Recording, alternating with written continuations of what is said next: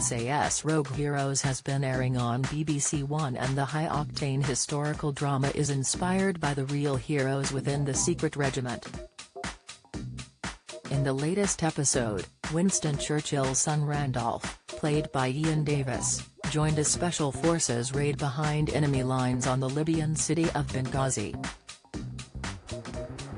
Express.co.uk has all you need to know about what really happened.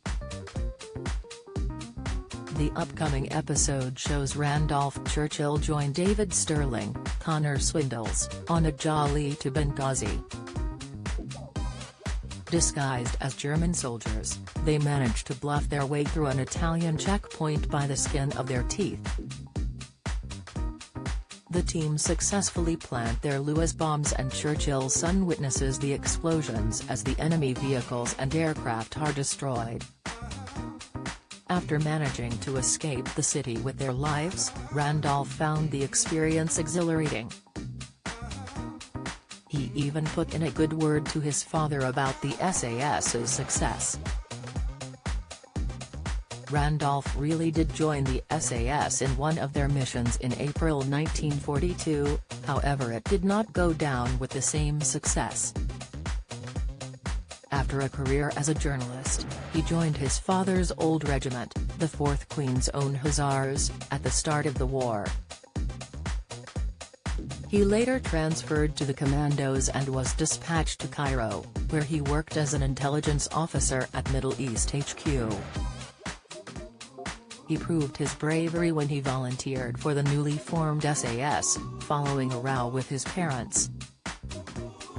David was believed to have not been impressed with his latest recruit, but he agreed to take him on a raid to Benghazi as a way of gaining more supporters.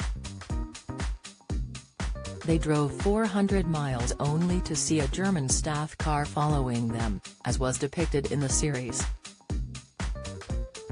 However, they managed to shake the car off, after giving them the slip in a side street in the city. Randolph later wrote to his father that it was the most exciting half-hour of my life. However, after reaching the docks, they found that both the rubber dinghies they were planning to use to plant the explosives on the boats had punctures. The unit hid out in an abandoned flat, which Randolph named 10 Downing Street. Sterling later went for a swim in the harbour and found 2 new unguarded torpedo boats. Yet as the men set out again to target them, they discovered sentries posted at the dockside.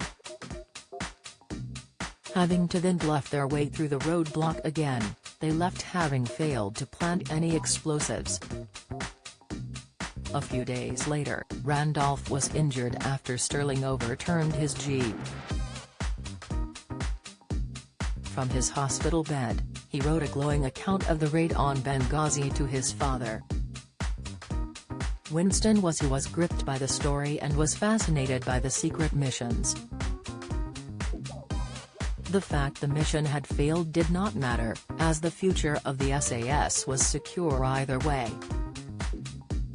Randolph died in June 1968, aged 57, following a heart attack in his sleep.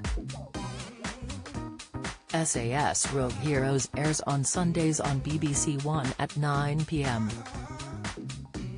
The whole series is available on BBC iPlayer.